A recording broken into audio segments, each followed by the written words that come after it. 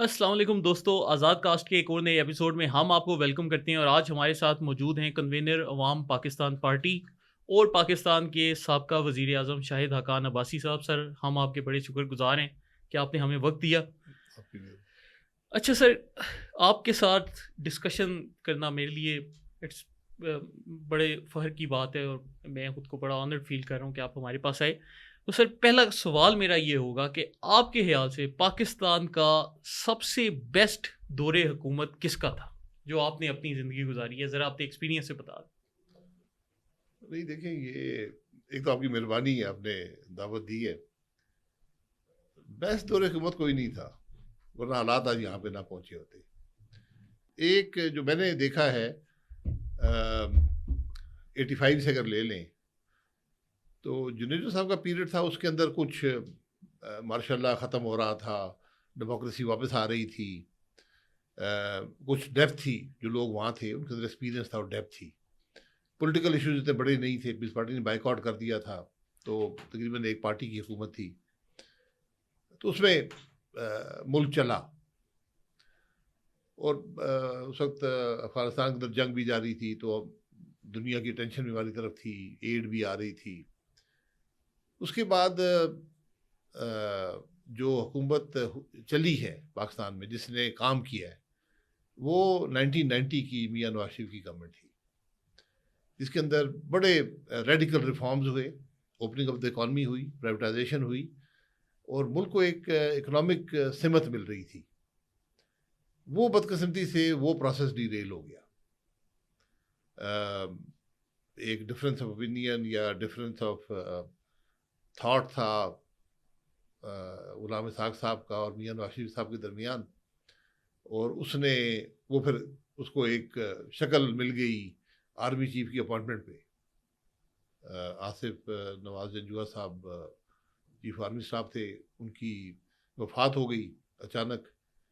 تو اس کے بعد اس زمانے میں کانسٹیٹیوشنلی پریزیڈنٹ اپوائنٹ کرتا تھا آرمی چیف کو، لیکن کنسلٹیشن ضروری ہوتی تھی۔ کنسلٹیشن میں پھر وہ بات نہیں بنی، تو بات بڑھ گئی اور میاں صاحب نے کہا میں ڈکٹیشن نہیں لوں گا، اور غلام اسحاق صاحب نے ڈیزالو کر دیا۔ پھر کورٹ سے حکومت واپس آئی، لیکن پھر بھی نہ چل سکی۔ تو وہ جو 2.5 سال تھے، اس میں جتنا کام ہوا ہے میں نے کسی حکومت کے اندر نہیں دیکھا، بہت جس کی پاکستان کو ضرورت تھی۔ اور اگر وہ حکومت شاید 5 سال پوری کرتی تو آج ہم جہاں کھڑے ہیں 1990 والی 1990 جو 93 تک آئی، جی، اور پھر 93 میں 2 دفعہ پارلیمنٹ توڑی گئی۔ تو صحیح، اس کے بعد جو نیکسٹ میاں صاحب کی حکومت بنی، اس میں آپ کو کیا لگتا ہے اس میں بھی پھر یہی سب کچھ تھا یا وہ پھر اس طریقے نہیں، وہ حکومت بالکل نہیں چل سکی، وہ 2/3 کی حکومت تھی، اور میرا خیال ہے کہ وہ الیکشن ریگ نہیں تھے۔ اس میں جو ہوا وہ پیپلز پارٹی کا ووٹر باہر نہیں آیا، وہ بہت ڈسولوژن تھے اپنی جماعت کی پرفارمنس سے، جو 94 سے 96 کی پرفارمنس تھی، ان کا ووٹر باہر نہیں آیا۔ تو الیکشن سردیوں میں ہوئے، رمضان شریف کے اندر ہوئے، اور 2/3 اکثریت پی ایم ایل این کو مل گئی، لیکن پہلے دن سے ہی کرائسس شروع ہو گئے۔ وہ چیف جسٹس سے مسئلہ کھڑا ہو گیا، پھر پریزیڈنٹ سے کھڑا ہو گیا، پھر نیوکلیئر ہم نے ایکسپلوژنس کیے، اس کا بڑا سیریس امپیکٹ اکانومی پہ آ گیا، سینکشنز لگ گئیں۔ اس کے بعد پھر آرمی چیف نے استعفیٰ دے دیا، جنگ کرامت صاحب نے، مشرف صاحب کی اپوائنٹمنٹ ہو گئی، پھر کارگل آ گیا، بیچ میں واجپئی صاحب کا وزٹ ہوا، تو اس میں بس ایک کرائسس سے دوسرے کرائسس پہ حکومت جاتی رہی۔ اچھا سر، یہ جو مشرف صاحب کا دور حکومت ہے، ٹھیک ہے وہ ایک ڈکٹیٹر تھے، ہم کہہ سکتے ہیں وہ غلط طریقے سے آئے، لیکن ان کے دور حکومت کو پالیسی وائز آپ کیسے جج کرتے ہیں؟ کہ مشرف صاحب کی جو حکومت ہے، وہ ایک تو اس کے پہلے 6 مہینے میں سوچ بڑی اچھی تھی۔ میں اس وقت پرسنلی جیل میں تھا، لیکن ہم اخبار دیکھتے تھے تو میں دعا کرتا تھا چلو کسی آدمی کے ذریعے پاکستان کے کام حالات ٹھیک ہو جائیں۔ تو سوچ بڑی اچھی تھی، بڑا اخباروں میں آیا یہ ہمارا ایجنڈا ہے، یہ کریں گے یہ کریں گے، لیکن پھر وہ بھی اقتدار کی جو نشے میں بہہ گئے، ان کو بھی پھر 9/11 ہو گیا، اس سے ان کو بڑی امپورٹنس مل گئی دنیا کے اندر، پاکستان کو بھی امپورٹنس مل گئی، لیکن ہم اس کو کیپٹلائز نہیں کر سکے۔ ہم نے اس پورے پیریڈ میں کوئی ریفارم نہیں کیا، سارے بس پیسہ آتا تھا اور ہم اس کو کنزیومرزم کی طرف لگا دیتے تھے، اور اکانومی نے گرو کیا لیکن اس نے پروڈکٹیولی گرو نہیں کیا، اور دنیا سے جو کچھ ہم حاصل کر سکتے تھے انہیں نہیں کیا. وہ بہت بڑی مسڈ اپرچونٹی تھی. سر آگے چل ہی رہے ہیں، پھر پیپلز پارٹی کی جو اس کے بعد گورنمنٹ آئی اس کا تھوڑا سا بتا دیں، اس کی پالیسیز کا. دیکھیے پیپلز پارٹی کے گورنمنٹ میں شروع میں ہم شامل تھے، کولیشن گورنمنٹ تھی، اور میں پہلی دفعہ وزیر بنا اس، حالانکہ میری بالکل خواہش نہیں تھی کہ ہماری پارٹی اس کولیشن گورنمنٹ میں جائے، لیکن ہم فیصلہ ہوا، ہم چلے گئے. اور وہاں پہ جو عجیب بات یہ تھی کہ جب ای سی سی کی میٹنگ ہوئی، اور ای سی سی جو ہوتی ہے یہ روح ہوتی ہے گورنمنٹ کی یا کیبنٹ کی، وہی سب اکنامک فیصلے وہی سارے وہاں پر ہوتے ہیں. جب میٹنگ ہوئی تو ہم سارے مسلم لیگ کے لوگ ہی بیٹھے تھے، اس میں کوئی پرائم منسٹر پیپلز پارٹی کا تھا. پوری ای سی سی میں جو وزراء ہوتے ہیں وہ سب پی ایم ایل این کے تھے. تو میں نے کہا یہ معاملہ چل ہی نہیں سکتا، ایک نیچرل کانفلکٹ ہے. جس طرح 2/3 حکومت ہم سب بات کرتے ہیں، 2/3 حکومت پارلیمانی نظام میں نہیں چل سکتی، کیونکہ وہ ایک ان نیچرل حکومت ہوتی ہے. اس میں ایک جو مائنڈ سیٹ ہوتا ہے بڑا چینج ہو جاتا ہے کہ اب ہم اتنی طاقت آ گئی ہے کہ آئین کو امینڈ کر لیں گے، تو آپ تھوڑی آپ کی جو تھاٹ پروسیس ہے وہ آبجیکٹیو نہیں رہتا. تو وہ بھی ہم نے ناکام ہوتی دیکھی. پھر مشرف صاحب کی حکومت اور پھر پیپلز پارٹی کی حکومت بھی جب ہم چلے گئے، پھر ایک انہوں نے پنجاب حکومت توڑ دی. تو ایک بڑی بدنیتی پر مبنی وہ سارا معاملہ تھا. بات نیگوشیشن میں کچھ اور ہوتی تھی، ہوتا کچھ اور تھا. پھر پرچے ورچے بننے شروع ہو گئے، یہ سب چیزیں. تو وہ حکومت بھی نہیں چل سکی. تو سر پھر جو میاں صاحب کی حکومت دوبارہ سے آئی، میاں صاحب کی حکومت جو آئی اس کو مشکلات تھیں، بہت مشکلات تھیں. ٹیررزم ڈیلی بیسس پر پاکستان میں سوسائڈ حملے ہو رہے تھے. اسلام آباد کے اندر آپ نماز پڑھنے جاتے تھے جمعے کی، تو یقین کریں لوگ بس دیکھتے رہتے تھے کوئی ابھی کچھ ہو نہ جائے، اور ایک دم نماز پڑھ کے بھاگتے تھے. بجلی 16 گھنٹے بجلی نہیں تھی ملک کے اندر. اکانومی گروتھ بالکل ختم ہو چکی تھی. انفلیشن زوروں پر تھی. اتنی انفلیشن پاکستان میں اس وقت تک کبھی نہیں ہوئی تھی جو اس وقت تھی. بہرحال اس کو کافی محنت ہوئی، ان معاملات پر ٹیررزم پر قابو پایا گیا. اس میں بجلی کے مسائل پر قابو پایا گیا، بڑی تیزی سے کام ہوا. اس میں سی پیک آیا. اسٹیبلشمنٹ وقت سے اپنا کام کرتی رہی. وہاں پر دھرنا بلایا گیا، عمران خان صاحب اس میں شامل تھے. ایک صوبہ وفاق پر حملہ آور ہوا، پارلیمان کو گھیراؤ کیا گیا، حکومت کا گھیراؤ کیا گیا، اور بڑے عجیب حالات تھے.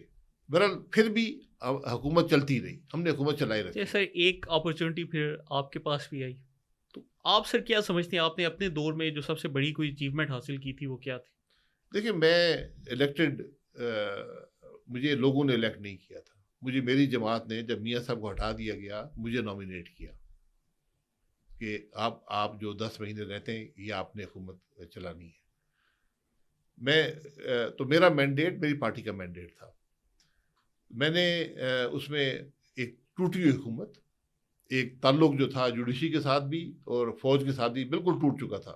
ٹوٹل ایک مسٹرسٹ کا ماحول تھا، لیکن میں نے اس کے باوجود اس ساری چیز کو مینٹین رکھا، کابینہ کو چلایا، اور ہم نے تمام ایشوز جو تھے جو ہمارے پاس پینڈنگ تھے ہم نے سب کو ریزالو کیا. اپنی جو حکومت تھی، چونکہ اس کے جو ہم نے کام شروع کیے تھے وہ اب فرویشن کو یعنی مکمل ہو رہے تھے، تو ہم نے ان کو مکمل بھی کیا، اور جو باقی پلاننگ تو جاری رکھا، سی پیک کو جاری رکھا. اور یعنی حالت یہ تھی کہ آپ یقین کریں کہ میں نے تمام پروجیکٹس کی لسٹ منگائی جو ہم نے کام کیے تھے. پالیسیز ہم نے امپلیمنٹ کر دی، پالیسیز نئی بنا دی، اور 2 افتتاح میں ہر ہفتے کرتا تھا میجر پروجیکٹس کے، اور میں وہ 10 مہینوں میں مکمل نہیں کر سکا.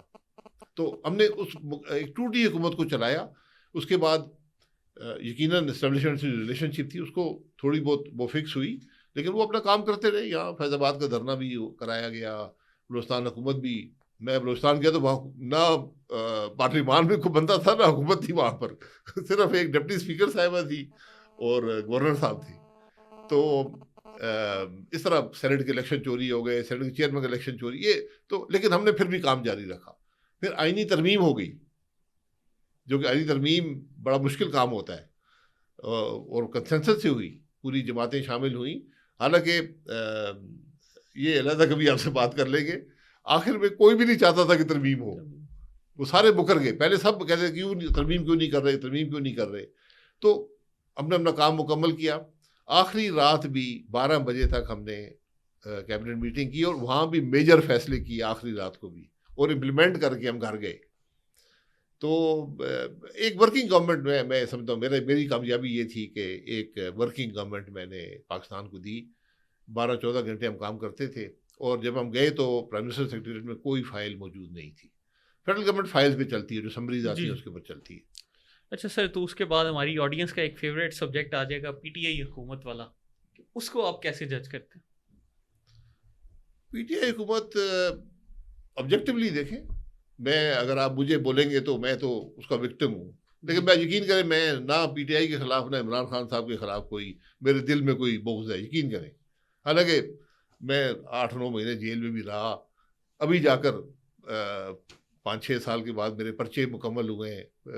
عدالتوں میں تقریباً 4.5-5 سال رہا. 38 انویسٹیگیشنیں میں نے نیب کی بھگتی ہیں، اور بہت برا رویہ تھا حکومت کا. میں وہ الیکشن ہار گیا تھا. اس کے بعد مجھے میاں صاحب نے کہا کہ اب لاہور سے الیکشن لڑیں گے. میری کوئی خواہش نہیں تھی، لیکن انہوں نے کہا نہیں یہ پارٹی کی ضرورت ہے. میں نے الیکشن لڑا، اور وہاں سے میں کامیاب ہوا. اور میں اس الیکشن میں ضرور کہوں گا کہ میاں صاحب نے کہا کہ آپ نے ایک پیسہ خرچ نہیں کرنا، یہ میرا الیکشن ہے.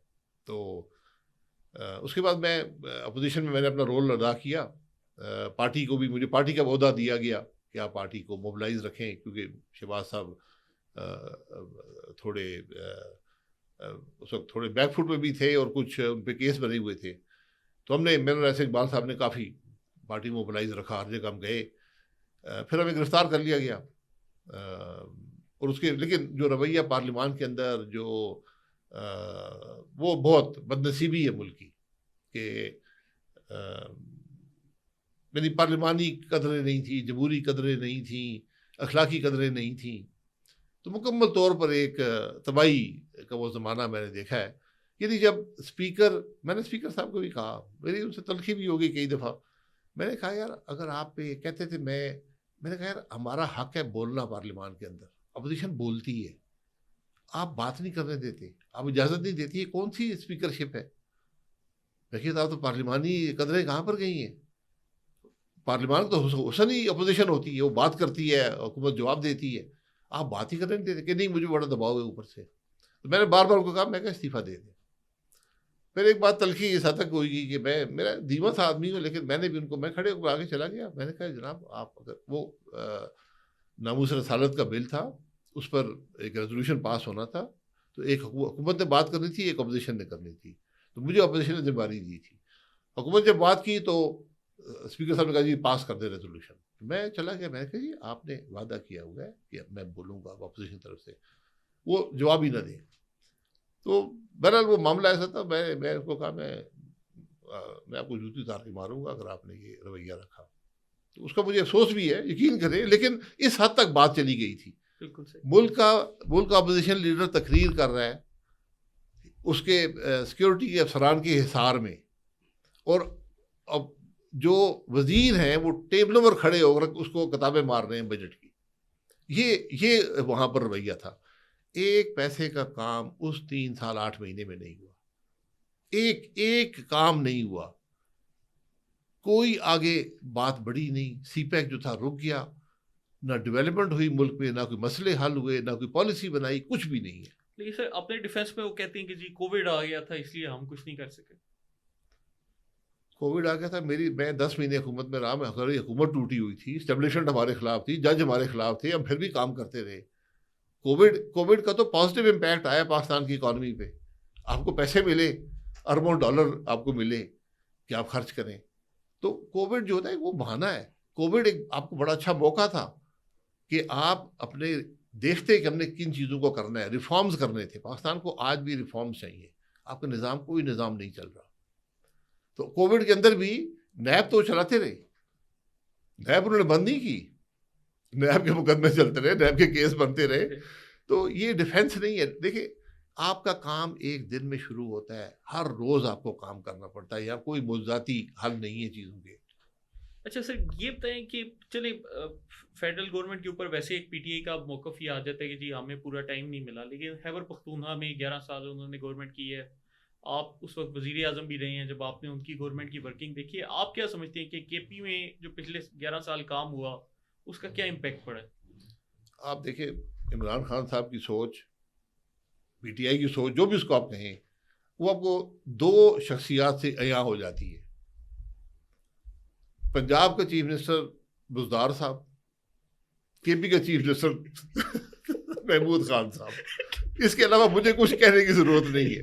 جس آدمی کی سوچ یہ ہو کہ میں 12.5 کروڑ کا صوبہ بزدار چلائے گا اور محمود خان ادھر کے پی چلائے گا، اور ان کی جو آپ کے فیصلے ہوتے ہیں وہ آپ کو پھر نظر بھی آتے ہیں۔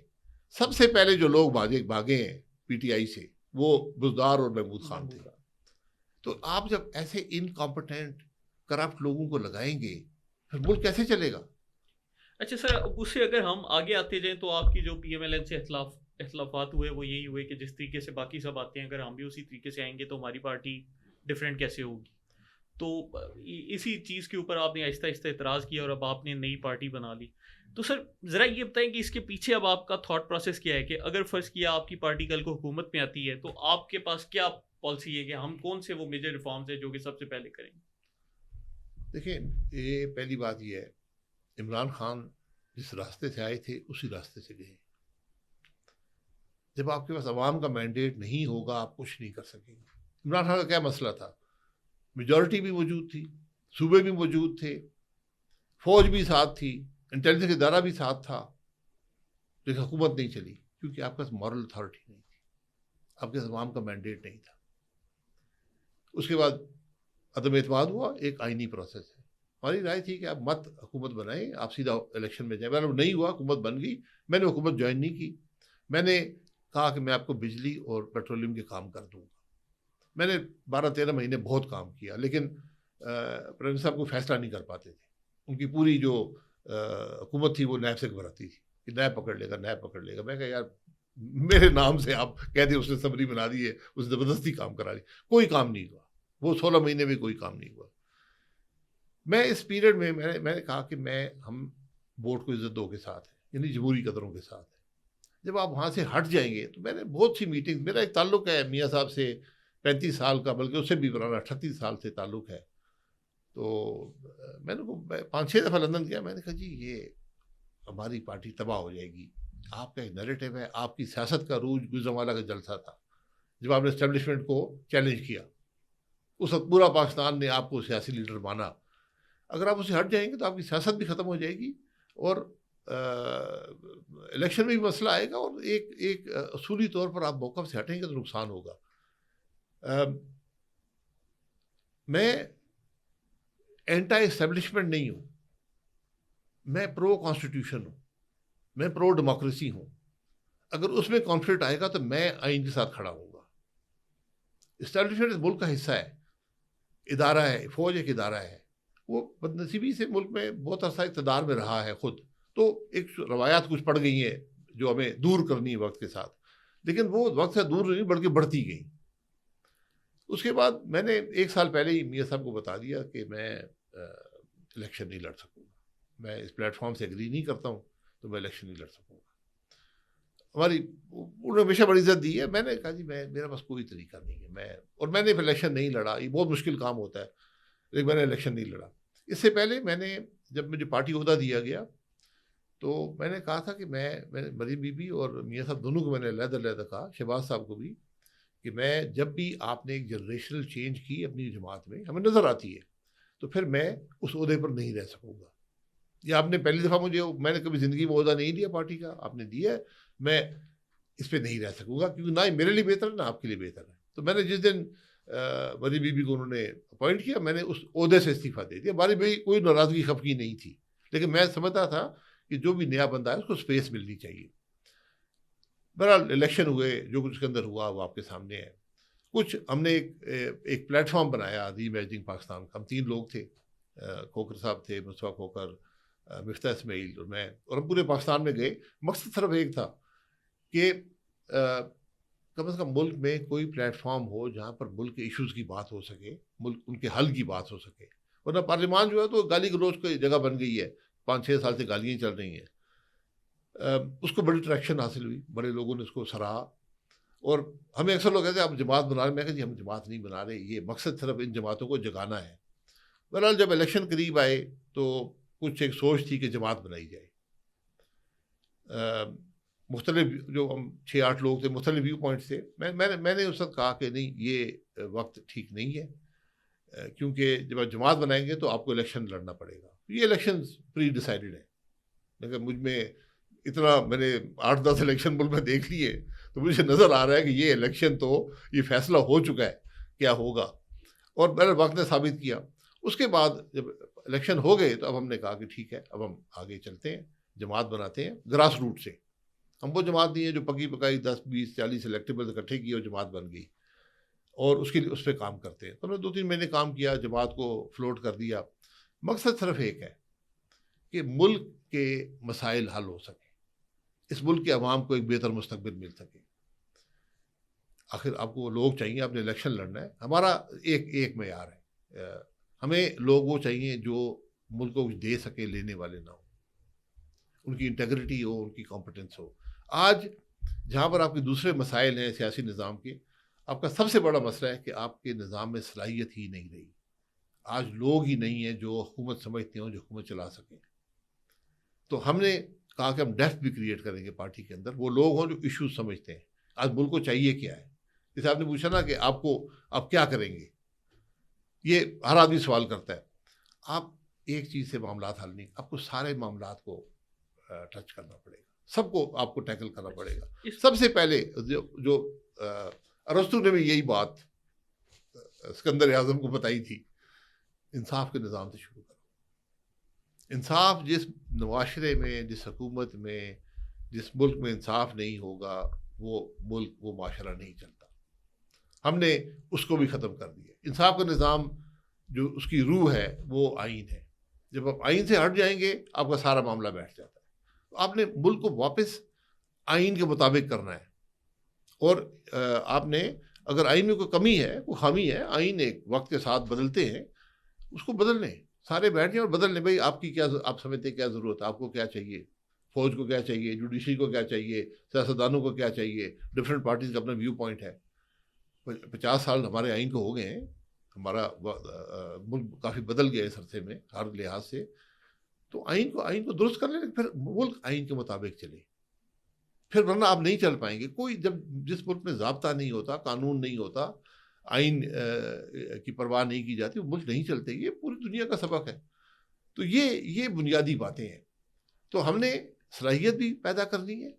الحمدللہ ہمارے پاس جو ابھی بھی جو ایک کور گروپ ہے 50-60-100 لوگوں کا، ان کے اندر اتنی صلاحیت موجود ہے کہ ملک کے معاملات کو بھی سمجھتے ہیں، ان کے بارے میں حل بھی دے سکتے ہیں. اور ہم نے ایک ویژن ڈاکیومنٹ بھی 4 ہفتے کے اندر ہم نے لانچ کر دیا، جو کافی حد تک وہ ایک ایکشن پلان ہے. وہ مینیفیسٹو نہیں کہ میں یہ کروں گا اور میں سوچوں گا اور میرا یہ مشورہ ہے، نہیں. ہم نے کہا کہ یہ کام ہم کریں گے.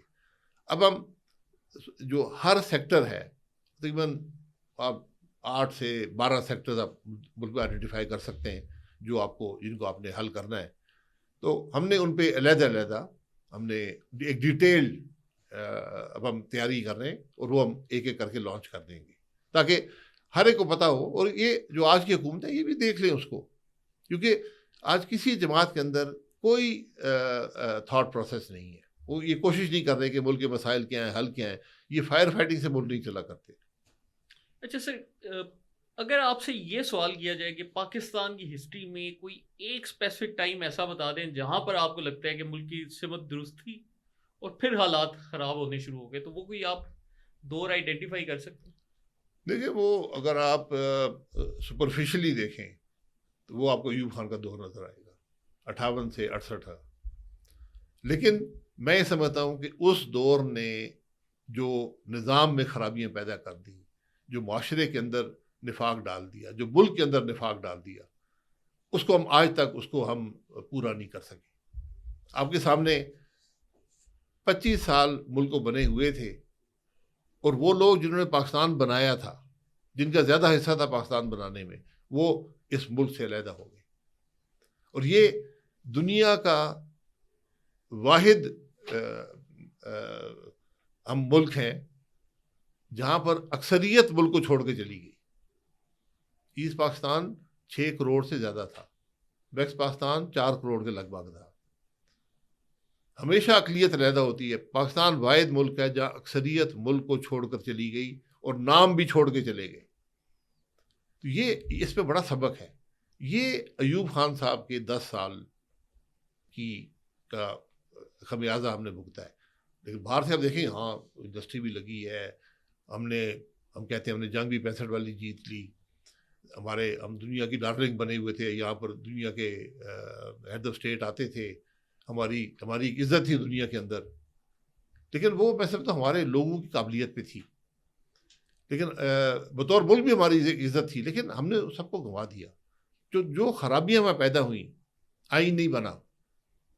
یعنی آپ سوچ دیکھ لیں کہ ایوب خان صاحب نے کتاب لکھی، جو لکھی الطاف غور صاحب نے تھی، فرینڈز ناٹ ماسٹرز. اس کا ایک چیپٹر ہے، شاید پہلا چیپٹر ہے، اس کا سٹارٹ ہے، پہلے ہی لائن مجھے کبھی نہیں بھولتی. وہ کہتے ہیں جی کہ democracy is not suited to the genius of the people of Pakistan. یعنی پاکستان کے جو لوگ ہیں، یہ جمہوری اقدار میں یہ ان کے لیے مناسب نہیں ہے. جمہوری اقدار، یہ حکمرانی والے لوگ ہیں، یہ حکمرانوں کو پسند کرتے ہیں، ماشاء اللہ پسند کرتے ہیں، انگریز کو پسند کرتے تھے. یہ اس کی تو وہ سوچ جو ہے، وہ اس نے پاکستان میں جمہوری بنیادیں نہیں آنے دی. اچھا سر، اس کے اوپر قائد اعظم نے ان کا ایک ہاتھ کا لکھا ہوا ڈاکومنٹ ہے، آج بھی یہ نیشنل آرکائیوز میں جمع ہے. تو وہاں پر سر قائد اعظم نے لکھا تھا کہ پاکستان کے لیے میں جو سمجھتا ہوں کہ بیسٹ نظام سوٹیڈ ہے وہ پریزیڈینشیل فارم آف گورنمنٹ ہے. تو آپ اس اسٹیٹمنٹ سے اتفاق کرتے ہیں یا اختلاف کرتے ہیں؟ آپ کی اس کے اوپر کیا رائے ہے؟ دیکھیے، قائد اعظم ہماری طرح انسان تھے، وہ کوئی فرشتے نہیں تھے. وہ اپنے سوچ کے ایک پولیٹیکل لیڈر بن گئے تھے، ایک لائر تھے، پولیٹیکل لیڈر بن گئے. وہ قانون کے مطابق قائد اعظم وہ آدمی ہے جس نے انگریز سے اور گاندھی اور نہرو جیسے لیڈروں سے گاندھی اور نہرو نے مجموعی طور پر 30 سال جیل میں گزارے.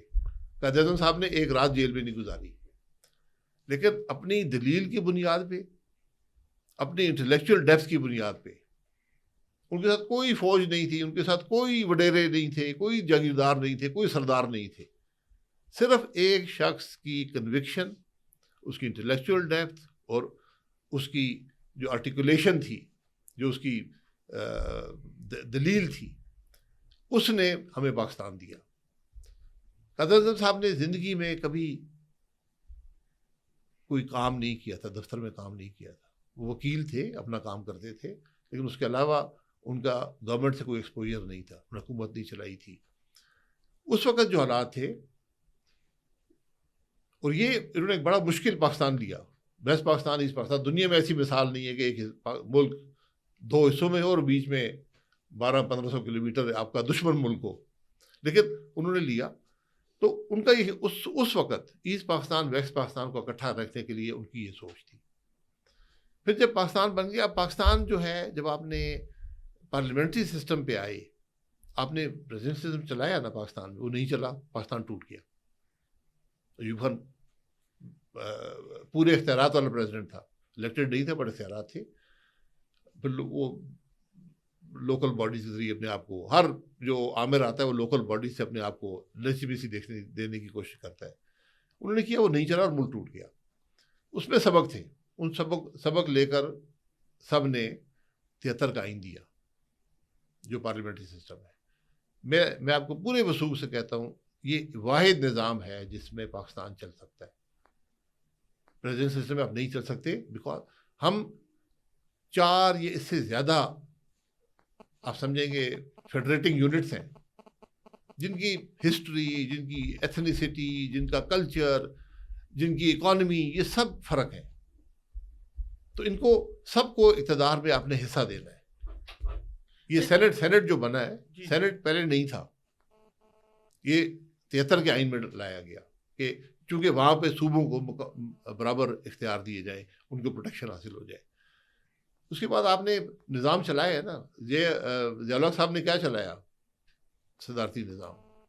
مشرف صاحب نے کیا چلایا؟ صدارتی نظام۔ کیا وہ چل سکا؟ وہ نہیں چل سکا۔ اس لیے یہ ڈیبیٹ ختم کر دیں، اس کی ایک دفعہ ڈیبیٹ کر لیں۔ آپ کیسے الیکٹ کریں گے پریزیڈنٹ کو؟ پھر صوبے کون چلائے گا؟ آج تو آپ سے وفاق نہیں چلتا، آج پوری جماعتیں اکٹھی وفاق نہیں چلا سکتی، تو صوبے کیسے چلیں گے؟ اچھا سر، یہ جو آپ نے فیڈریٹنگ یونٹس کی بات کی، 4 جو ہمارے صوبے ہیں، تو ایک ریسنٹلی ہمارے سارے صوبوں میں بھی کیمپینز چلتی رہیں، پنجاب میں بھی ایک وہ جنوبی پنجاب صوبہ محاذ اور بہت سارا ڈسکشن چلی کہ جی سرائکی صوبہ ہونا چاہیے۔ پھر اسی طرح سندھ میں اکثر رورل سندھ، اربن سندھ کے اوپر لوگ شور مچاتے ہیں، خیبر پختونخوا میں بھی وہ بات ہوتی ہے اسی طرح کی، بلوچستان میں بھی ایک پشتون بیلٹ ہے، ایک بلوچ بیلٹ ہے۔ کیا آپ سمجھتے ہیں کہ پاکستان کے جو ہمارے صوبے ہیں ان کا سائز بہت بڑا ہے اور ان کو اب تقسیم کرنا چاہیے تاکہ ہماری فیڈریشن اسٹرانگ ہو؟ دیکھیں، آپ آئیڈیلی اگر بات کریں تو آپ کو میری نظر میں اس میں بہت ڈبیٹ بھی ہوئی ہے اور یہ کرنا ناممکن ہے، لیکن آپ آبجیکٹیولی بات کریں تو اگر آپ ہر ڈویژن کو صوبہ بنا دیں گے تو ملک آپ کا بہت بہتر چلے گا۔ اور یہ پولیٹیکل ڈویژنز نہیں ہے، یہ ایڈمنسٹریٹو ڈویژنز ہیں، تاکہ آپ کی ملک چل سکے۔ تو پالیٹکس آپ کی ختم نہیں ہوگی، لیکن اس پہ بہت ری ایکشن موجود ہے، اور وہ ری ایکشن ایک ایموشنل یا پولیٹیکل ری ایکشن ہے، خاص طور پر سندھ کے اندر۔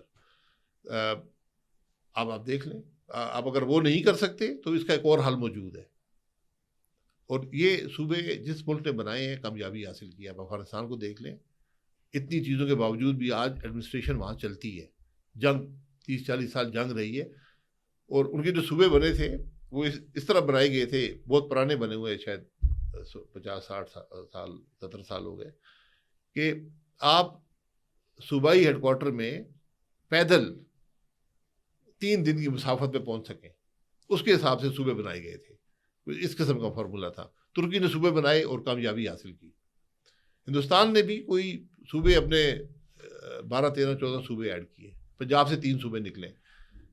پاکستان کے اندر ڈویژن موجود ہیں، بہرحال آپ وہ نہیں کر سکتے تو اتھارٹی ڈیوالو کر دیں صوبوں کے اندر، ڈسٹرکٹس کو، ڈسٹرکٹ یا ڈویژن جو بھی آپ چاہتے ہیں۔ ڈسٹرکٹ میرے نظر میں بہتر ہے کہ تمام اختیارات، ریسورسز سمیت جو پیسہ صوبے کو ملتا ہے آبادی کی بنیاد پہ، ضلع کو آبادی کی بنیاد پہ مل جائے۔ ہر صوبے ضلع کی اپنی حکومت ہو، وہ حکومت کا نظام چلائے۔ ٹھیک ہے۔ اچھا سر، ابھی آپ نے لوکل باڈی الیکشنز کی بات کی، آپ نے کہا کہ جتنے بھی آمروں کا دور ہوتا ہے اس میں وہ اسٹرانگ ہوتی ہیں لوکل باڈیز۔ تو سر یہ ہماری جو جمہوری حکومت ہوتی ہے اس میں ہم نے دیکھا ہے کہ لوکل باڈی الیکشنز کو بالکل ہی چھوڑ دیا جاتا ہے، ان کی پشت پناہی نہیں کی جاتی، ان کو فنڈز نہیں دیے جاتے، پاور لیس کر دیا جاتا ہے یا کروائے نہیں جاتے۔ اس کی سر کیا وجہ کہ ہماری جو ڈیموکریٹک انسٹیٹیوشنز ہیں وہ یہ کروانے میں ناکام ہو رہے ہیں؟ دیکھیے، اس میں ایک نیچرل کانفلکٹ ہے نا، M N A M P A کا، صوبائی حکومت کا، وفاقی حکومت کا ایک کانفلکٹ ہے، پولیٹیکل کانفلکٹ ہے لوکل گورنمنٹ سے۔ وہ نہیں چاہتے یہ بنے، اس کو ایک وہ سمجھتے ہیں، بوجھ سمجھتے ہیں۔ تو جب آپ بیسیکلی کہہ رہا ہوں کہ جو آپ کی ضلع کی حکومت ہوگی، جو الیکٹڈ حکومت ہوگی، وہ لوکل گورنمنٹ بھی وہی ہوگی، اس کے پاس ریسورسز بھی ہوں گے۔ ہم جب لوکل گورنمنٹ بناتے ہیں اس کے ریسورسز کوئی نہیں ہوتے، اس کو جو پیسے صوبہ دے دے، وفاق دے دے تھوڑے بہت، وہ چلتا ہے۔ تو وہ سارا ایک پولیٹیکل پیٹرنیج کا طریقہ بن جاتا ہے۔ وہ اس کے بعد وہ نظام چلاتے ہیں، وہ صرف، اور وہاں پہ کرپشن بے پناہ بڑھ جاتی ہے، وہاں پہ وہ ڈیپتھ نہیں آتی لوگوں کی۔ لیکن جب ریسورسز ہوں گے اور جب کمپٹیشن ہوگا، میں اگر پنڈی صوبے میں بیٹھا ہوں، میں دیکھوں گا یار جیلم کے اسکول تو بہت اچھے چل رہے ہیں، میرے اسکول کیوں نہیں چل رہے؟ لوگ سوال کریں گے۔ وہاں کی پولیس تو بڑی، پولیس بھی تمام نظام ان کے پاس ہو، وہ کہیں گے جیلم کی پولیس تو بڑا اچھا کام کرتی ہے، وہاں کرپشن نہیں ہے، یہ پنڈی میں کیا ہو رہا ہے، یہ اٹک میں دیکھیں کتنا نظام بہتر ہے۔ تو یہ کمپٹیشن میں آپ حالات درست کر سکتے ہیں۔ اچھا سر، اب آ جاتے ہیں تھوڑا سا آپ کی پارٹی کا جو اکنامک ماڈل ہے، آپ پاکستان کے لیے کیا سمجھتے ہیں کہ ہمارے جو اکانومی ہے اس کو بہتر کیسے کیا جا سکتا ہے، کہ کیا ہم کریں کہ ہمارا جو قرضوں کا برڈن ہے وہ کم ہو اور ہم وہ ایک سسٹینیبل ڈیولپمنٹ کی جانب بڑھیں؟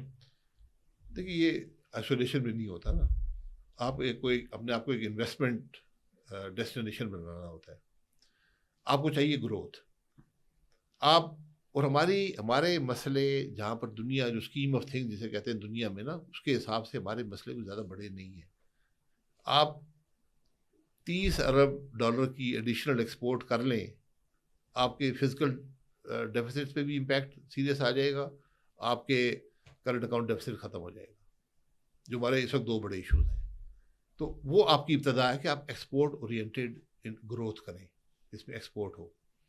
اب یہ ڈیفینیٹلی چیلنج ہے کہ ہم نے اگر 77 سال میں 30 ارب پہ پہنچے ہیں تو کتنے سال لگیں گے وہاں.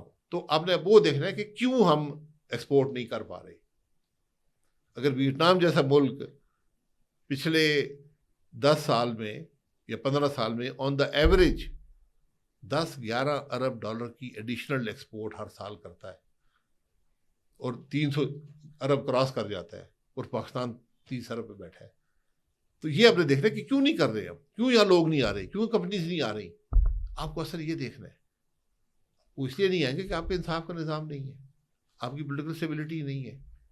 یہاں پر جو حکومت آتی ہے وہ کہتے ہیں پچھلی بڑا غلط کر گئی تھی، ہم تو نہیں مانتے ہیں وہ جو وہ فیصلے کر گئے تھے، ابھی بھی تو بڑے غلط ہیں، یہ تو نہیں ہونے چاہیے تھے. وہ بھی حکومت پاکستان نے بنائی ہے نا، انہوں نے سائن کیے کانٹریکٹ. انصاف کا نظام نہیں ہے، کیسے چلے گا؟ آپ حکومت نیب ہے، کوئی حکومت فیصلہ نہیں کر پاتی. آپ نے انسینٹیو دینے ہوتے ہیں نا، جو آپ نے آگے انویسٹ کرتا ہے. آج آپ کے ملک میں زمین بھی دبئی سے مہنگی ہے، آپ کی بجلی بھی مہنگی ہے، آپ کی گیس بھی مہنگی ہے. کون آگے انڈسٹری لگائے گا؟ آپ کی لیبر ٹرینڈ نہیں ہے. اور پھر اپنے آپ کو دیکھیں کہ ہماری سب سے بڑا ایسیٹ کیا ہے؟ ہمارا سب سے بڑا ایسیٹ ہمارے لوگ ہیں. دنیا میں پاپولیشن ایج کر رہی ہے، پاکستان میں یوتھ بڑھ جا رہا ہے، لیکن آپ کی سب سے بڑا اس وقت پاکستان چلتا کس کے سر پہ ہے؟ پاکستان کے لوگوں کے سر پہ، جو باہر نوکری کر رہے ہیں. 30 ارب ڈالر فارمل چینل سے آتا ہے ایکول ٹو یور ایکسپورٹس. تو آپ کی سب سے بڑی ایکسپورٹ وہ لوگ ہیں، آپ کی مین پاور ہے. 30 ارب وہاں سے، 30 ارب شاید انفارمل چینل سے آتا ہے. تو ان کو آپ نے کیا کبھی انسینٹیوائز کیا ہے؟ ہم نے کبھی کو پالیسی نہیں بنائی، نہ ہم نے حالات کو سمجھا ہے. تو آپ کو پہلے حالات کو سمجھنا ہے کہ ہم کھڑے کہاں پہ ہیں. یہ ادھر سے بات کر لی، ادھر سے 2 ارب آ جائے گا، ادھر سے 5 ارب آ جائے گا، اس سے معاملات حل نہیں ہوتے. یہ ڈیسٹینیشن وہ ہوتی ہے کہ بغیر کہیں جائے آپ کے پاس لوگ، دبئی میں لوگ وہ کسی کو نہیں بلاتے ہیں، لیکن ایک ماحول بنا دیا ہے، لوگ دوڑے ہوئے آتے. ہم ویزا نہیں دیتے. اب آپ مطلب پاکستان میں میں کہتا ہوں کون مطلب آپ نے اپنے آپ کو اوپن اپ کرنا ہے. چین نے کیا کیا تھا؟ چین نے $150 پر کیپٹا انکم تھی، آج $10,000 صرف اوپننگ اپ.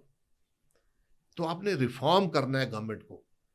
آج گورنمنٹ کام روکنے کے لیے، کام چلانے کے لیے نہیں ہے. تو آپ کو یہ میسو ریفارمز چاہیے حکومت کے اندر. یہ نظام کو بالکل جڑ سے اکھاڑ کے پھینک دے، یہ نہیں چل رہا. تو آپ کو یہ ریفارمز چاہیے. آپ نے اپنے آپ کو اوپن اپ کرنا ہے، اس طرح آپ جا کے آگے چلیں گے. ایسے جب ہم یہ ایک ٹرم یوز کرتے ہیں نظام کو جڑ سے اکھاڑ کر پھینک دیں، تو اس کا مطلب کیا ہے؟ کہ کیا ہم اپنے موجودہ پارلیمنٹری سسٹم کو جڑ سے اکھاڑ دیں یا ان اسپیسیفک پولیٹیشنز کو جڑ سے اکھاڑ دیں؟ مطلب ہم نظام سے ہمارا مطلب کیا ہے کہ ہم کس کو اکھاڑیں؟ نہیں، سارے نظام کو آپ کو ریویو کرنا پڑے گا نا. اس میں بیوروکریسی بھی شامل ہے. بیوروکریسی تو سب سے پہلے نا، نظام جس کو جڑ سے اکھاڑنا ہے تو بیوروکریسی ہے. یہ دوسرا تو آئین کے اندر لکھا ہوا ہے کہ پارلیمنٹ کیا ہوگی، جوڈیشری کیا ہوگی، فوج کیا ہوگی. وہ تو ان کو تو آئین کے مطابق لانا ہے، وہ تو آئین سے باہر چلیں گے سارے. آج آپ پوچھ لیں، ہمارا وزیر اعظم یہ سمجھتا ہے میں طاقت کل ہوں، جو میرے منہ سے نکلے وہ امپلیمنٹ ہونا چاہیے. حالانکہ بات درست نہیں ہے. پرائم منسٹر وزیروں میں سے ایک ہوتا ہے، وہ چیئر کرتا ہے میٹنگز کو، اس کو سب سے زیادہ کمپٹنٹ ہونا چاہیے، معاملات کو سمجھنا چاہیے، irrational بات وہاں سے نہ آئے. آپ ہر ایشو پر ڈیبیٹ کر کے نظام کے مطابق اس کو چلائیں. اب یہ طریقہ نہیں ہے کہ آپ کمرے میں 4 آدمی کو بٹھایا اور فیصلے کر دیے ملک کے، اور بس یہ فیصلے ہیں، کابینہ اس کو ربر اسٹیمپ کر دیتی ہے اور پارلیمنٹ بولتی ہی نہیں ہے.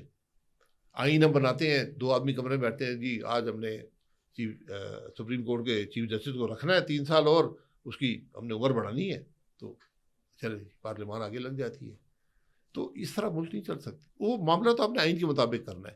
بیوروکریسی کو آپ نے مکمل طور پہ چینج کرنا ہے, فیڈرل کو بھی اور پروونشل کو بھی. پولیس کا نظام اتنا کرپٹ ہو چکا ہے آپ کچھ نہیں کر سکتے, ریونیو سسٹم اتنا کرپٹ ہے آپ کچھ نہیں کر سکتے. اس لیے جو بیوروکریسی کو چینج کرنے کی آپ نے بات کی ہے, تو چینج سے آپ کا مطلب کیا ہے کہ کیا ان کو وہ باہر والے ماڈل کے اوپر لے کر جائیں, وہ کنٹریکچوئل جابس کے اوپر پرماننٹ جاب سے ہٹا دیں, مطلب چینج ان کو کیسے؟ دیکھیں وہ تو ایک ایسپیکٹ ہے نا, ٹھیک ہے, کہ ان کی ریمونریشن کیا ہوگی.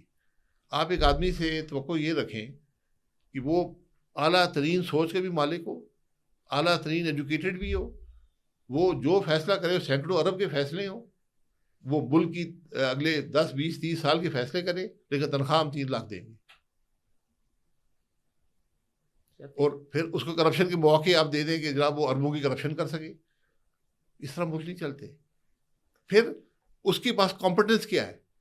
آج آپ کی فیڈرل گورنمنٹ میں جو بیوروکریسی ہے, یہ پوری زندگی میں فیڈرل گورنمنٹ میں نہیں آتے 21 سینئر 21 گریڈ میں 22 گریڈ میں. ان کو کیا سمجھ ہے فیڈرل گورنمنٹ کی؟ وہ کہ یہاں ایک آدمی آئے گا پورا زندگی پروونس میں رہا ہے.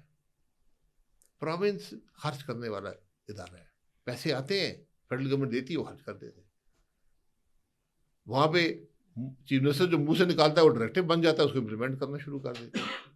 یہ ہماری پروونشل گورنمنٹ ہے. فیڈرل گورنمنٹ پالیسی پہ چلتی ہے. یہاں پر سمری یہاں پرائم منسٹر خود کچھ نہیں کرتا, منسٹر کام کرتے ہیں, وہ سمریز لاتے ہیں, پرائم منسٹر کو گائیڈ کرتے ہیں کہ آپ نے یہ سمری, ہم یہ کرنا چاہتے ہیں, آپ سمری لائیں.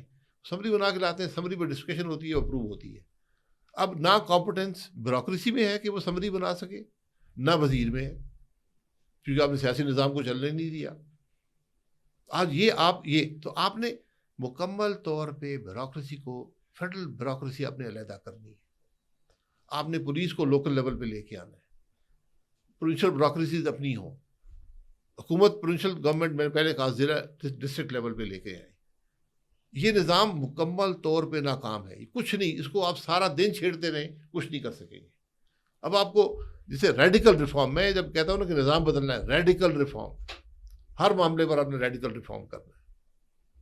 اچھا سر, اس کے اوپر جو ایک سب سے بڑی ہنڈرنس آتی ہے وہ تو یہ بھی آتی ہے کہ لیٹ سپوز آپ پی آئی اے کو پرائیویٹائز کریں گے تو ورکرز احتجاج کر رہے ہیں. تو جب آپ اتنے بڑے لیول کے اوپر ایک ریڈیکل ریفارمس کی بات کرتے ہیں تو آپ کو نہیں لگتا کہ اس کے اوپر ایک بڑی اسٹرانگ قسم کی اپوزیشن بھی آئے گی ان سارے لوگوں سے جو کہ آلریڈی اس کے بینیفیشریز آئے گی؟ تو اس کو کیسے کاؤنٹر کریں؟ یہی لیڈرشپ ہوتی ہے نا. میں نے پی آئی چلایا ہے, میں نے 2.5 سال پی آئی چلایا ہے. میں نے پی آئی اے میں 28% امپلائیز کام کیے تھے. ایک کورٹ کیس نہیں ہوا. ان کا خیال رکھیں نا. آپ کا اسٹیل مل کا مسئلہ ختم ہو گیا نا, بہت بڑا مسئلہ تھا. ہر سال آپ 13-14 ارب 20 ارب کا نقصان ہو جاتا تھا. آج وہ مسئلہ نہیں ہے. کسی امپلائی نے کوئی تکلیف, اس کو ہوئی ہے تکلیف, پوری آخری دن تک تنخواہ ملتی رہی ہے. بلکہ میں نے یہ کہا تھا آپ کا اسٹیل ٹاؤن ہے, ان کو وہاں پر پلاٹ بنا کے سب کو دے دیں. ان بیچاروں کا قصور نہیں ہے, یہ ہمارا قصور ہے. جو پی آئی اے کے ملازمین ان کا قصور نہیں ہے, حکومت کا قصور ہے کہ جو آپ لیڈرشپ وہاں بھیجتے رہے ہیں, جس طرح آپ اس کو ڈیل کرتے رہے ہیں, آپ نے, وہ تو بیچارے اپنا کام کرتے رہے ہیں جو مزدور ہیں, تو ان کو آپ پروٹیکٹ کریں. آپ کی طرف سے بڑا واضح بات ہونی چاہیے کہ ہم آپ کو پروٹیکٹ کریں گے. اس کے بعد پرائیویٹائزیشن اور کوئی حل ہے نہیں. آپ امپلائیز, اگر امپلائیز سمجھتے ہیں کہ ہم چلا سکتے ہیں, ان کو دے دیں پی آئی اے, آپ چلائیں, 1 روپے میں چلائیں. سندھ گورنمنٹ کو شوق ہے وہ چلا لیں. آپ نہیں چلا سکتے. ایئر لائن دنیا میں سب سے مشکل کام ہے. دنیا کے ہر ملک نے ایئر لائن بیچ دی ہے, ختم کر دی ہے, بیچ دی ہیں. پاکستان نے رکھی ہوئی ہے. اس سال بھی آپ کے کئی ارب ڈالر کا نقصان پی آئی اے کر چکی ہے. سب سے یہ آپ کا ایک بڑا مسئلہ ہے, لیکن آپ اس پہ فیصلے نہیں کر پاتے. ایسا ایک جو ہمارا آج کل سب سے ہاٹ ایشو ہے عوام کے نزدیک بھی, وہ یہ آئی پی پی کے کیپیسٹی پیمنٹس والا ہے. اس کا سر آپ کے نزدیک کیا ہونا چاہیے, کیا سولوشن ہے؟ کیونکہ لوگ تو کہہ رہے ہیں ہم نے کیپیسٹی چارجز پے نہیں کرنے. ان سے کیپیسٹی چارج کوئی نہیں مانگ رہا. آپ بجلی کا بل مانگ رہے ہیں نا. مسئلہ بجلی کے بل کا ہے. یہ بل کیوں زیادہ ہے؟ یہ تو ہم نے ٹرک کی بتی بھی لگایا نا, کیپیسٹی چارج ہے. کیپیسٹی چارج تو پچھلے سال بھی تھا, اسے پچھلے سال بھی تھا, اسے پچھلے سال بھی تھا, 5 سال پہلے بھی تھا, 10 سال پہلے بھی تھا. آج کیا ہوا ہے؟ تو جب آپ مسئلے کو سمجھیں گے نہیں، اس کا حل کیسے نکالیں گے؟ کیپیسٹی چارج میں 78% حکومت کا اپنا کیپیسٹی چارجز ہے جو حکومت اپنے آپ کو دے رہی ہے، بالکل تو 22% ہے، اس میں سے بھی جو 28% جو 22% جو بچ گئے ہیں وہ بھی 18% 3 چائنا کے پلانٹ ہیں جو سی پیک میں لگے ہیں. تو یقیناً کیپیسٹی چارج ایک ظاہری طور پر مسئلہ ہے، لیکن وہ مسئلہ اگر مسائل ہو نا بجلی کے بل کے، تو وہ 5ویں 6 نمبر پہ آئے گا. بجلی کے بل کا سب سے بڑا مسئلہ آپ کی معیشت ہے. جب بجلی ڈالروں میں، جب ڈالر 3 گنا ہو جائے گا، بجلی بھی 3 گنا ہو جائے گی. یہ بات سمجھ نہیں آتی کسی کو. پھر آپ نے بجلی لگائی تھی 200 ارب یونٹ، آپ آج استعمال ہونے چاہیے تھے ملک کے اندر. معیشت اس طرح گرو کر رہی تھی، جو 5-6% کی معیشت ہے 200 ارب یونٹ بھی کم ہوتا. جب 2013 میں 90 ارب یونٹ کنزمپشن تھی، 2018 میں کنزمپشن 145 ارب پہ چلی گئی. آج 200 ارب سے اوپر جو چاہیے تھی، لیکن معیشت چونکہ ختم ہو گئی وہ آ گئی 110 ارب. تو اس لیے وہ اگر آپ وہ آج 200 ارب پہ ہوتی، آپ کے 10 روپے فی یونٹ یہ کم ہو جاتے. اگر ڈالر آج اسی 100 روپے کی سطح پہ ہوتا، آج بجلی کا بل کو بات بھی نہ کرتا. تو ہمیں پہلے ایشو کو سمجھیں، پھر اس کا حل آپ کو ملے گا. اچھا سر، اب اگلا جو ملک کا اس وقت ایشو ہے وہی پولیٹیکل انسٹیبلٹی والا، آپ جانتے ہیں. اب سر پولیٹیکل انسٹیبلٹی میں اس وقت جو حالات ہیں کہ عمران خان تو کسی بھی صورت کمپرومائز کرنے کو تیار ہی نہیں نا، کہ میں کسی کے ساتھ بیٹھ جاؤں یا بات چیت کر لوں سوائے اسٹیبلشمنٹ کے. اور وہ مطلب ایک دشمنی کو ایک بالکل ہی ایکسٹریم کے اوپر لے کر جا چکے ہیں. اور اس کے ساتھ ساتھ آپ کو نظر آ رہا ہے کہ اب آج کل جو ملک میں سب نیشنلسٹ موومنٹس ہیں، یہ پی ٹی ایم ہو گئی، BYC ہو گئی، یہ بھی سٹارٹ ہیں، منظور پشتین ہے، مارنگ بلوچ ہیں، یہ باقی سارے ہیں. تو سر اس ساری صورتحال میں جب ایسے لوگ بھی بیچ میں موجود ہیں جو کہ کسی بھی صورت مفاہمت کے اوپر نہیں جانا چاہتے، آپ کیا سمجھتے ہیں کہ پولیٹیکل اسٹیبلٹی کیسے آ سکتی ہے؟ ان کو کیسے ایک ساتھ بٹھایا جا سکتا ہے؟ دیکھیں، بٹھایا جا سکتا ہے جب ان کے اندر سوچ پیدا ہوگی کہ ملک کہاں پر کھڑا ہے. اگر ان لوگوں کو احساس ہو کہ آج ملک کے کس نہج پہ پہنچ چکا ہے، عوام کی تکلیف کتنی بڑھ چکی ہے اور مسائل کا حل ہمارے پاس ہے نہیں، تو ان کو 1 منٹ بھی نہیں لگے گا. یہ ان حضرات کی لیڈرشپ کی ناکامی ہے، ان کی سوچ کی پستی ہے کہ آج یہ بیٹھتے نہیں ہیں.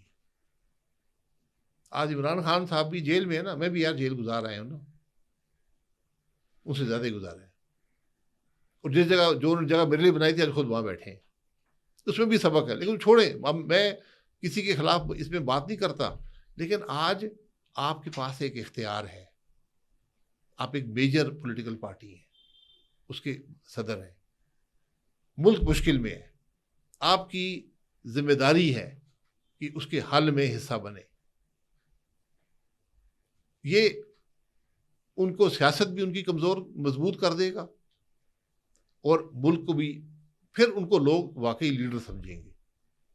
آج تو ایک ٹھیک ہے، ایک وقت کے ساتھ ان کو ایک موقع مل گیا ہے، تو اس لیے فوج کو بھی ہٹنا پڑے گا. آج بات کیا ہو رہی ہے؟ عمران خان کہہ رہے ہیں میں فوج سے بات کروں گا، فوج کہتی ہے عمران خان سے بات نہیں کریں گے. باقی سب تماشائی بیٹھے ہیں، سب جماعتیں، سیاسی جماعتیں تماشائی ہیں، میں اور آپ بھی تماشائی ہیں، پورا ملک تماشائی بن کے بیٹھا ہوا ہے. جھگڑا 2 لوگوں کا ہے. ہمارے ملک کا حل مسئلہ ہے. ہم اس نہج پہ پہنچ گئے کہ آج 2 افراد کو دیکھ رہے، تو آپس سے بات کریں گے تو ملک آگے چلے گا، کیونکہ جب تک نہیں بیٹھیں گے ملک نہیں چلے گا. آج مسائل اتنے بڑے ہو گئے ہیں کہ آپ ان چیزوں کے متحمل ہی نہیں ہو سکتے. آج آپ کو بیٹھنا پڑے گا. آج نہیں بیٹھیں گے تو کل بیٹھیں گے، لیکن کل حالات 10 گنا مشکل ہو چکے ہوں گے. یہ سب جانتے ہیں. ان کو یہ اپنی کرسیاں علیحدہ یہ چھوڑ کے آئیں گا. عمران خان صاحب بھی اپنے نیچے آئیں، ملک کے مسائل کو دیکھیں، اس پہ بات کریں. فوج بھی آ کے بیٹھے، اپنے اختلافات جو آپ کے ہیں ایک دوسرے کے بارے میں خیالات ہیں ایک طرف چھوڑ کے آئیں، غلطیاں جو ہوگی ہیں ان کو بھی ایک طرف چھوڑ کے آئیں. آج بیٹھیں. جس دن آپ بیٹھے ہوئے نظر آئیں گے، انویسٹمنٹ بھی آپ کو دیکھے گی. آپ ایک بہت بڑی مارکیٹ ہے، 24 کروڑ کا ملک کوئی معمولی بات نہیں ہوتی. دوسروں کے لیے ایک مارکیٹ ہوتی ہے, وہ چاہتے ہیں آپ گرو کریں تاکہ یہاں پر ہماری مارکیٹس کریٹ ہو. تو آپ ہاسٹیج ہیں. آج ہم 5-6 یہ پورا ملک آج 6-7 لوگوں کے آگے ہاسٹیج ہے. اچھا سر, اب میرے خیال سے آپ اس وقت پاکستان کے کرنٹ جتنے بھی ایشوز ہیں ساری ایڈریس کر لیے ہیں. اینڈ پہ ذرا فارن پالیسی پہ آ جاتے ہیں. آج کل سر آپ کو پتہ ہے افغانستان کے ساتھ ہمارے حالات خراب ہیں. اوبویسلی اس میں ٹیررزم کا ایک فیکٹر بھی شامل ہے کہ پاکستان کا موقف ہے کہ وہ ٹی ٹی پی کو سیف ہیونس پرووائڈ کر رہے ہیں اور ان کے خلاف کوئی ایسا ایکشن نہیں لے رہے. تو سر یہ جو ٹیررزم ہے اور افغانستان ہے, اس کے اوپر آپ کی کیا سوچ ہے, کیا ہونا چاہیے تھا؟ دیکھیں, پہلے فارن پالیسی کو سمجھیں. دنیا میں فارن پالیسی ہے کیا؟ فارن ریلیشن شپس کیا ہیں آج؟ ٹریڈ ہے. کیا بیچنا ہے, کیا خریدنا ہے. ہم نہ بیچ سکتے ہیں نہ خرید سکتے. اس لیے جب آپ کمزور, معیشت کمزور ہوگی, فارن پالیسی بھی کمزور ہوگی. اس بات کو سمجھیں. ہم یہ بات سمجھتے نہیں. ہم اس دنیا میں رہتے ہیں جہاں کولڈ وار تھی, جہاں پولرائز, ہم ایک کے ساتھ تھے, امریکن بلاک میں تھے, تو ہمیں وہاں سے ایڈ ویڈ آتی تھی, ہماری کوئی عزت بھی تھی, بڑا ملک تھے, فرنٹ لائن اسٹیٹ تھے. پھر افغانستان آ گیا, 40 سال ہم نے اس کو بیچا. تو فارن پالیسی ہماری بنائی کوئی نہیں. تو معیشت, فارن پالیسی, آپ کا گھر مضبوط ہوگا, فارن پالیسی بھی مضبوط ہوگی. آپ کے ایکسپورٹس ہوں گے, آپ کی فارن پالیسی مضبوط ہوگی. آپ ایک بڑی مارکیٹ ہوں گے, آپ کی فارن پالیسی مضبوط ہوگی. یہ بات سمجھ لیں. افغانستان کا مسئلہ ہے, سب سے پہلے افغانستان آپ کا مزیرہ نہیں ہے. یہ بات سمجھ لیں. ایک خود مختار آزاد ملک ہے. انہوں نے جنگیں لڑی ہیں اور جنگیں جیتی ہیں. ان کو پسند کریں یا نہ کریں, حکومت میں بیٹھے ہیں, طالبان بیٹھے ہیں آج وہاں حکومت میں, حکومت کر رہے ہیں, ملک چلا رہے ہیں. ان کی کرنسی بھی اسٹیبل ہے, وہاں امن و امان بھی ہے, وہاں قانون کی پاسداری بھی ہے. افغانستان میں میرے دوست گئے, انہوں نے کہا جی کوئی ٹرک کے اندر 30 ٹن سے 1 کلو زیادہ نہیں رکھ سکتا. پاکستان میں ہر ٹرک لمٹ سے اوپر جا رہا ہے, 50 ٹن لے کے جا رہے ہیں. سڑکیں آپ کی تباہ کرتی ہیں, کوئی پوچھنے والا نہیں ہے. افغانستان میں جو اس نے مجھے بتایا, ہو سکتا ہے میں غلط ہوں, اس نے کہا انہوں نے کہا صرف ہتھیار جو ہیں فوج رکھے گی اور پولیس رکھے گی. آپ بے شک طالبان رہے ہو, آپ نے امریکہ کے خلاف جنگ کی ہو, اگر آپ فوج اور پولیس میں نہیں ہے تو ہتھیار واپس کر دیں. ہمارے ملک میں ہر آدمی کے پاس کلیشنکوف ہے. اسمگلنگ ہو رہی ہے ایران سے پاکستان. افغانستان بھی تیل اور LPG لیتا ہے افغانستان سے. بارڈر پہ دونوں کے لیے, LPG کے لیے بھی, تیل کے لیے بھی لیبارٹریز بنائی ہوئی ہیں. اسپیسیفکیشنز ایران سے اوپر رکھی ہوئی ہیں. ہمارا اربوں لیٹر تیل, لاکھوں ٹن LPG اسمگل ہو رہی ہے, کوئی چیکنگ نہیں ہے, سب 2 نمبر مال آ رہا ہے. تو آج وہ ہم سے بہتر حکومت چلا رہے ہیں. پوری دنیا ان کو تسلیم نہیں کرتی, ان کا ملک قائم ہے. ان سے سبق حاصل کر لیں. تو وہ ہمارا ذیلی ادارہ نہیں ہے. جب آپ یہ سوچ ختم ہوگی کہ ایک ہمارا ہمسایہ ملک کے طور پہ ان سے بات کریں. ہماری بہت سے تعلقات ہیں, ہمارے تاریخی تعلقات ہیں. یہاں پر جو پٹھان کمیونٹی وہاں بھی ہے, یہاں پر بھی ہے. بلوچستان کے ساتھ بھی ان کے تعلقات ہیں. ایک بہت بڑا بارڈر ہے, ہزاروں لوگ روز آج بھی آتے جاتے ہیں. بہت بڑی ٹریڈ ہے.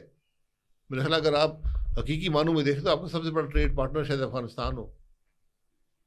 تو آپ نے اس طریقے سے ان کے ساتھ تعلقات رکھنے ہیں. اچھا سر, یہ جو تحریک طالبان کو عمران خان اپنے دور حکومت میں واپس لے کر آئے تو کہہ رہے تھے کہ جی نیگوشیشن سے مسئلہ حل ہوگا. آج ہمارا جو دفتر خارجہ ہے وہ بول رہا ہے کہ جی ہم کسی دہشت گرد سے نیگوشیشنز نہیں کریں گے, کیونکہ اگر ہم کریں گے تو یہ ہمارے شہداء کے ساتھ زیادتی. تو یہ ہماری ایک پالیسی شفٹ ہمیں نظر آ رہا ہے 4 سے 5 سالوں میں. اگر آپ کی پارٹی اقتدار میں آتی ہے تو اس کے اوپر آپ کا کیا اوپینین ہوگا کہ کیا ہمیں ان سے جنگ لڑنی چاہیے یا ہمیں ان سے نیگوشیٹ کرنا چاہیے؟ دیکھیں, جو آپ کے سے پہ حملہ آور ہو اس سے آپ نے جنگ لڑنی, یہ آپ کے پاس چوائس نہیں ہے. جو آپ پہ حملہ کرے گا اس کو آپ نے جواب دینا ہے. آپ ایک خود مختار ملک ہے اور یہ کسی کو اختیار حاصل نہیں ہے کہ وہ آپ کے اوپر حملہ آور ہو, دوسرے ملک کے اندر بیٹھ کر وہاں سے وہ فائدہ حاصل کر لے اور آپ پہ حملہ آور ہو، اس لیے آپ نے اس کا مقابلہ کرنا ہے. لیکن اگر نیگوشیشن ہوتی ہے، آج غزہ میں کیا ہو رہا ہے، میرا خیال ہے کہ دوسری جنگ عظیم کے بعد سب سے بڑا ظلم اور ستم جو ہے، جینوسائیڈ جو ہے، وہ آج غزہ میں ہے. اوپنلی پوری دنیا کے سامنے ہے، لیکن نیگوشیشن بھی جاری ہے. تو نیگوشیشنز اگر حقیقی معنوں میں با مقصد نیگوشیشنز ہوں، آخر میں وہی راستہ ہوتا ہے. اگر وہ آپ کے ملک کے شہری ہیں، وہ اپنی غلطی مانتے ہیں، اس کو تسلیم کرتے ہیں، تو پھر نیگوشیشنز ہو سکتے ہیں. اچھا سر، اب پاکستان کا جو ایک سب سے بڑا اس وقت مسئلہ ہے، جو آپ نے پہلے ہائی لائٹ کیا، ہمارے انصاف کا نظام ہے، ہمارا جوڈیشل سسٹم. جوڈیشل سسٹم سر ماشاء اللہ سے ہماری دنیا میں رینکنگ پہ 129 یا 138 نمبر کے اوپر ہے، اور ہمارے چیف جسٹسز بھی چینج ہوتے ہیں، ان کی پالیسیز بھی چینج ہوتے ہیں، سارا کچھ ہو رہا ہے، ہم نے ایک نظام تحلیق بھی کیا ہے، لیکن لوگوں کے کیسز بہت زیادہ پینڈنگ. تو اس کا سر آپ کے پاس کیا سلوشن ہے؟ آپ کیا سمجھتے ہیں کہ کیا ہونا چاہیے؟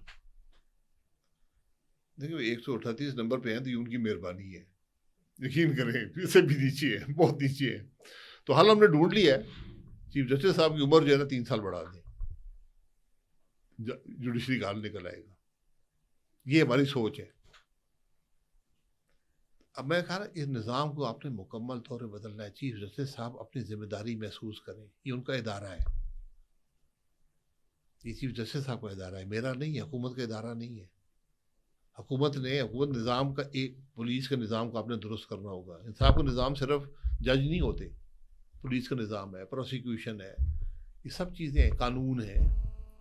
تو آپ نے مل کر درست کرنا ہے. لیکن اس کو لیڈ کرے جو جوڈیشری کا لیڈر ہوتا ہے، چیف جسٹس ہوتا ہے. ان کا سب سے بڑا کام یہ ہے. ان کا کام کامنٹس پاس کرنا نہیں، اگلی دن کی ہیڈ لائن کو دیکھنا نہیں ہے کہ کل کیا لکھا ہوا آئے گا. ان کا کام ہے کہ اپنے نظام کو درست کریں. اگر ان کے اپنی عدالت میں کیس پڑے ہوئے ہیں تو بیٹھیں، پھر راتوں کو بھی بیٹھیں، مزید جج لگائیں. بینچز ایسے نہ ہوں کہ جج وکیل دے کر بتا دے فیصلہ کیا آئے گا. جس ملک کے سپریم کورٹ کا بینچ دیکھ کر وکیل کہہ دے جی یہ فیصلہ ہے، کیا اس وہاں کیا رہ گیا؟ آپ ججز کی اپوائنٹمنٹ کیسی ہوتی ہے، اس کو دیکھیں. اگر آپ کے جج ہی صحیح نہیں لگیں گے، پھر کیسے ملک میں اندر انصاف کا نظام ہوگا؟ پولیس کے نظام کو آپ نے درست کرنا ہے. انویسٹیگیشن تو وہ کرتے ہیں، چلان تو وہ مکمل کرتے ہیں، پھر پروسیکیوشن ہے. یہاں پر اگر آپ جو مدعی ہے، یا جیسے کرمنل کیس مقتول ہے، یا کوئی، اگر وہ وکیل نہیں کھڑے کرے گا، وہ پرسو نہیں کرے گا، تو انصاف تو نہیں ملے گا اس مجموعی طور پر. لیکن یہ اس کی ابتدا جو ہے، اس کی لیڈرشپ جو ہے، وہ چیف جسٹس صاحب کو پرووائڈ کرنی پڑے گی، جو بھی وہ ہو. ذرا یہ بتائیں، اگر کسی نے عوام پاکستان پارٹی آپ کی جوائن کرنی ہو، اس کا طریقہ کار کیا ہے؟ ہم نے ایپ بنایا ہوا ہے، اس کو رجسٹر کر لیں، ہم آپ کو رابطہ کر لیں گے. اور دفتر بھی ہم بنا رہے ہیں، ایک سینٹرل آفس ہوگا ہر صوبے، اور انشاءاللہ اس کو ضلع کی سطح تک لے جائیں گے. وہاں پر آپ رابطہ کر کے، جیسے کسی اور جماعت سے آپ رابطہ کرتے ہیں. لیکن یہ ایک اوپن پلیٹ فارم ہے. ہم چاہتے ہیں کہ لوگ آئیں، ہر سطح کے لوگ آئیں. اور ایک مقصد ہے یہاں پر، مقصد یہ نہیں کہ میں اقتدار میں آ جاؤں یا کوئی کرسی مل جائے. مقصد یہ ہے کہ ملک کے حالات کیسے درست ہوں گے، اور اس میں اگر آپ کے پاس صلاحیت ہوگی، حالات کو سمجھیں گے، پھر آپ اسے. تو یہ پورا ایک پروسیس ہے. ہم کسی اجرت میں نہیں ہے. یقین اجرت اس حوالے سے ہے کہ ملک کے مسائل کو حل کرنا ہے، لیکن اقتدار کی اجرت میں نہیں ہے. سر اب بس آخری کویسچن ہے ہمارا، کہ ذرا جاتے جاتے قوم کو کوئی امید کی اچھی بات کوئی بتا دیں، کہ شاید آپ کے حالات اتنے خراب نہیں جتنے آپ سوچیں، کوئی امید کی بات قوم کو بتاتے ہیں. نہیں دیکھیں، جھوٹ نہیں بولنا چاہیے. امید یہ ہے، امید اس ملک کے لوگ ہیں. اس ملک کے لوگوں نے ہمیشہ ڈیلیور کیا ہے. اگر آپ صرف ان کی بات سن لیں نا، جب وہ پولنگ اسٹیشن پہ جاتے ہیں ووٹ دینے، ان کی بات سن لیں ایک دفعہ سنیں گے، دوسری دفعہ سنیں گے، تیسری دفعہ بالکل نظام درست ہو جائے گا. لوگوں نے ہمیشہ ڈیلیور کیا، اور سب سے بڑا آپ کا اثاثہ لوگ ہیں، سب سے بڑا پوٹینشیل لوگ ہیں. آپ نے صرف مواقع دینے ہیں، ان کو نظام دینا ہے. تو اس پہ محنت کرنی پڑے گی. اس میں کوئی کسی ہمیں غلط فہمی میں نہیں رہنا چاہیے. اتنی خرابیاں جو وقت کے ساتھ آئی ہیں، یہ ایک دن میں نہیں ہوئی، وقت کے ساتھ آئی ہیں. اس میں وقت لگے گا، لیکن آج آپ نے ابتدا کرنی ہے. تو آج اس ملک کی لیڈرشپ کی ذمہ داری ہے کہ بیٹھے اور آگے کے مسائل کا حل ڈھونڈے. بہت شکریہ سر. اس کے ساتھ ہی دوستوں آج کے ایپیسوڈ کا اختتام کرتے ہیں. اگر آپ کے کوئی سوالات ہوں جو کہ آپ مزید پوچھنا چاہتے ہو تو کمنٹ سیکشن میں بتائیں, اور ہم انشاءاللہ سر سے دوبارہ ریکویسٹ کریں گے کہ سر اگر اگلے ہفتے, اس سے اگلے ہفتے, نہیں تو اگلے مہینے آپ کو موقع ملے تو ہم وہ سارے سوالات ان سے پوچھ سکیں. تو اپنی رائے کا اظہار کرتے رہیں. بہت شکریہ.